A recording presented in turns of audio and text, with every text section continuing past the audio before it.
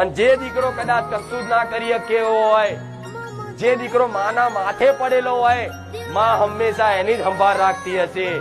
તમારા ઘરમાં 2 દીકરા હશે ને, તેમાં એક દીકરો નોકરી ધંધો કમ્પ્લીટ કરીને મા બાપ ને પૈસા ઘેર આપતો હશે, બધું જ કરતો હશે, પણ છતાં એ ઘેર આવે તો ક્યારેય મા બાપ એની મમ્મી એવું નહીં કે દીકરા આવા કાઢી આપું કે હમણાં ખાઈ.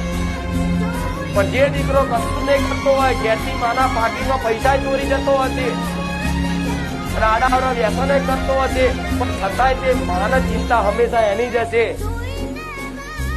જે દીકરો નોકરી ધંધો કરે એને માં ક્યારેય ફોન નહીં કરે કે ક્યાં હતું, કેટલા વાગશે.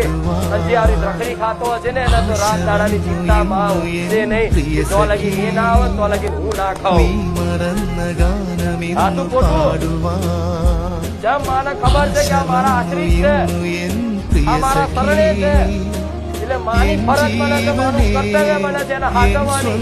પછી એ દીકરો માં નહીં જોતી, માની અંદર તો મમતા છે, કરુણા છે, દયા છે. માં નહીં જોતી કે મારો દીકરો કેટલા પાપીઓ છે, ગમે તેવા પાપ કર્યા હોય, ગમે તેવું ખોટું કર્યું હોય, કદાચ સામે વાળા માએ માથું ફોડી લઈ આવ્યો હોય, તો મારવા આવ્યો હોય ને તો માં એવું કે મારો દીકરો તો ભલે મારું શું થઈ ગયું તારું, જા ક્યાંક નહીં.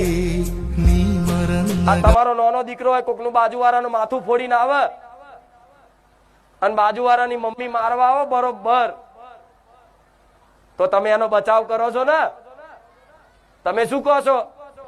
તરત એના બાથમાં લઈને કે ભલે મારા દીકરાએ કદાચ તારા દીકરાનું માથું ફોડી નાખ્યું, એની માં 2 લાફા માં લે છે પણ બીજાને મારવા દે.